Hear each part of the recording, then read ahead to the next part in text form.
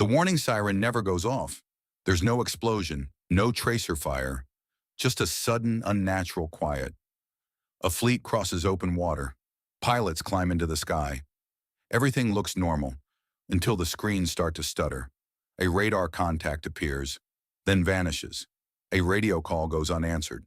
And somewhere, in a room you will never see, a calm voice says, "Track confirmed."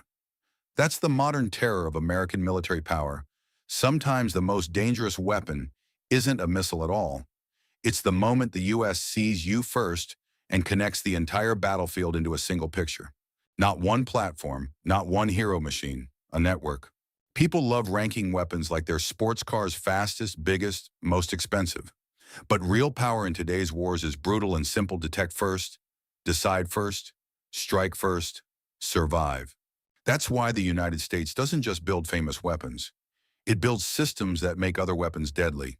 A stealth jet is terrifying, sure, but a stealth jet that shares targets instantly with ships, satellites, drones, and air defenses becomes something else entirely: a moving node inside a machine that never sleeps. It's not one unbeatable aircraft. It's a web that turns distance into advantage and time into a weapon.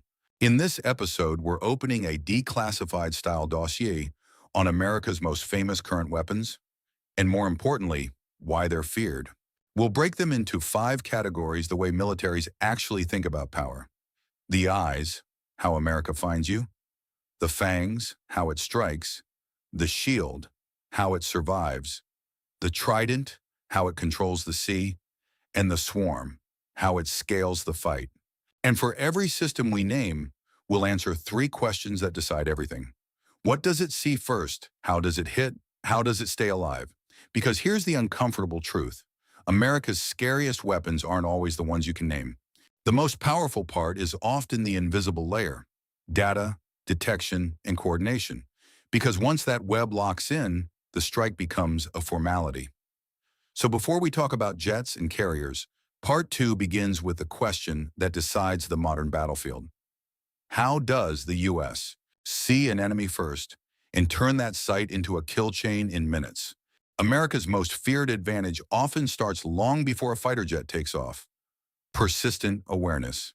Think of it as a layered stack of eyes that never blink: space, air, sea, and ground, feeding a shared picture. Satellites watch patterns: airfields, ports, ship movements, and the quiet changes that signal something big. Aircraft extend the view. Airborne early warning platforms scan wide areas and cue fighters. Drones and reconnaissance aircraft add detail: who is where, what is moving, what just turned on. Then the quiet killer, the data link. Because seeing isn't enough, the U.S. builds the machinery to share what's seen fast enough that the enemy's timeline collapses. This is where a lot of nations lose the game. They may have excellent jets or missiles, but if their information arrives late, minutes instead of seconds, those weapons become reactive, not decisive. In modern conflict, the first win is often target quality tracking. Not just spotting something, but tracking it accurately enough to hand off to a shooter. That handoff is the difference between an impressive platform and a lethal system. It's also why America invests heavily in battle management, turning scattered sensors into one coherent map so commanders can shift assets instantly. Fighters to intercept, ships to reposition, air defenses to brace, tankers to pull back, drones to shadow. And here's the psychological edge. When an opponent suspects they're being watched at all times, every move becomes expensive. They hide, they disperse, they turn off radars, they reroute convoys, slowing themselves down. The U.S. doesn't need to fire to apply pressure. It simply needs to make the enemy feel that any exposure could be punished. That pressure is what makes America's famous weapons feel stronger than their specs alone. A stealth fighter becomes deadlier when it's guided toward targets by a broader network. A ship's missiles become scarier when fed by distant sensors. Even defensive systems become offensive when they deny airspace and force predictable routes. Part 3 is where the story turns sharp. Once America sees you, it doesn't rely on one silver bullet. It brings the Fangs, stealth aircraft that strike deep, precision munitions that hit critical nodes, and standoff weapons that punish from outside the danger zone. The question is no longer, can the U.S. hit, but how fast, how precisely, and how many times in a row. If part 2 is the moment America sees you, part 3 is the moment you realize it can hit what matters, not just what's visible. The U.S. is famous for weapons that don't simply destroy, they disable. The goal is often to collapse an opponent's ability to coordinate, take out key runways, command nodes, radar sites, air defenses, fuel depots, and logistics choke points.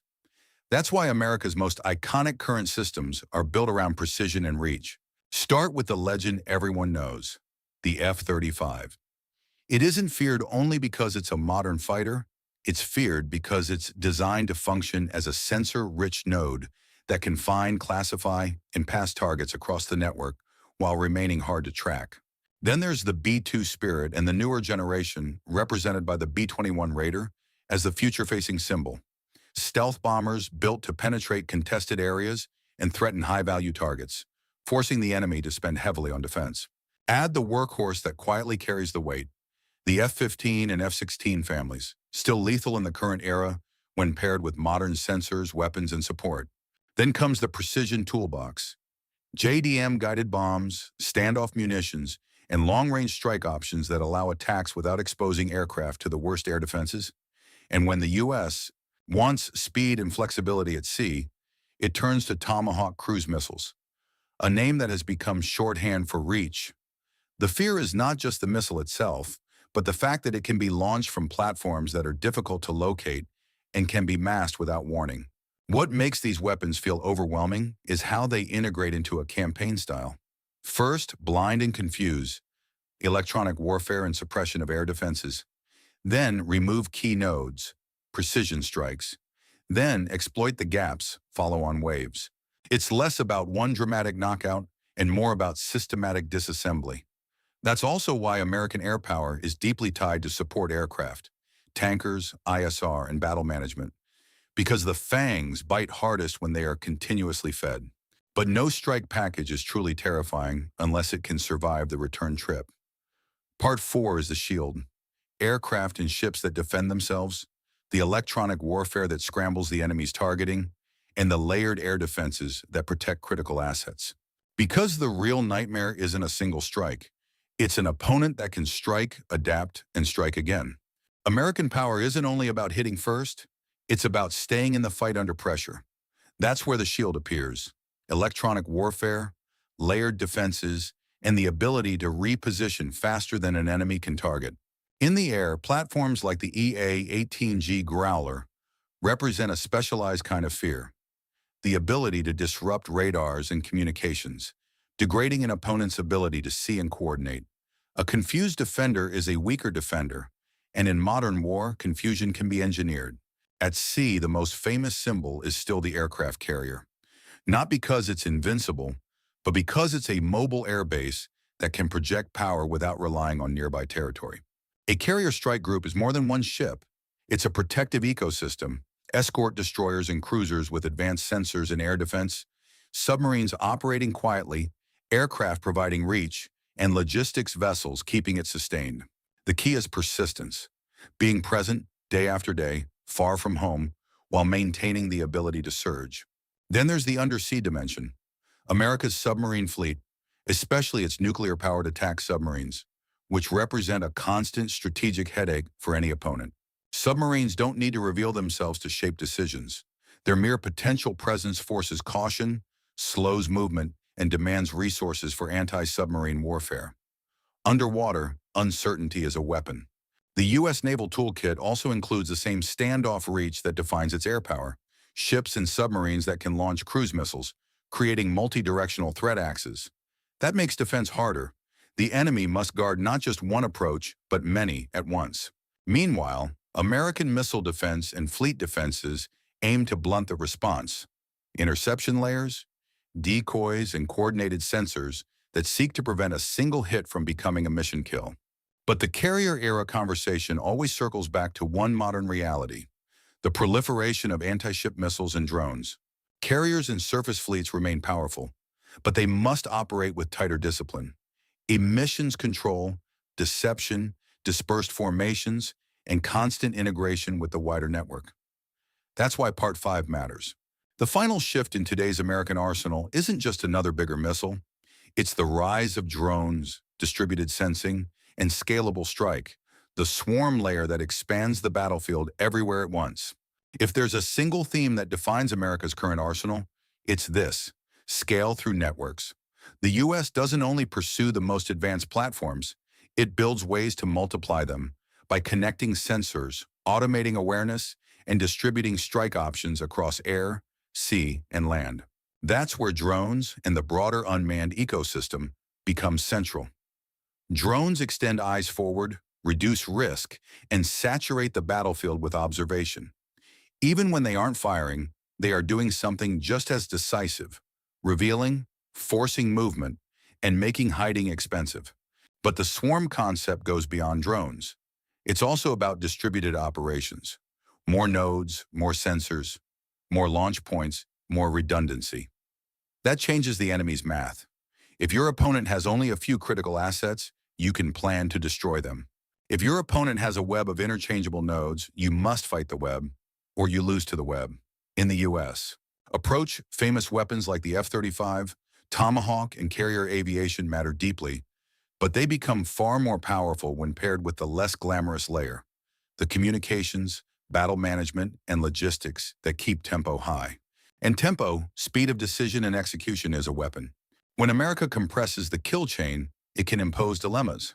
Defend your airfields or your ships, protect your radar or your fuel, move your forces and risk being tracked, or stay still and risk being targeted.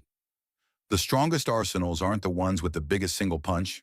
They're the ones that force impossible choices repeatedly. So what are America's most famous current weapons, and why are they so feared? F-35, a stealthy, sensor-rich node that thrives inside a network. B-2, B-21, symbol of deep strike, the threat of penetration and high-value targeting. Tomahawk, standoff reach from sea platforms, pressure without proximity. Carrier strike group, persistence and presence, a mobile air base with layered defense. Submarines, invisible pressure, uncertainty that shapes every naval decision. Electronic warfare platforms, the ability to blind, confuse, and disrupt. And the real super weapon tying all of it together is integration, the ability to turn detection into decision and decision into action faster than an opponent can adapt. If you want the next episode to go deeper, comment the exact U.S. category you want first: air power, Navy, missiles, air defense, or drones, EW. Subscribe to Classified Firepower, because next time we're opening a full dossier on one system and rating it with a simple question. If it appears in your region, what changes first? Your airspace, your fleet, or your logistics?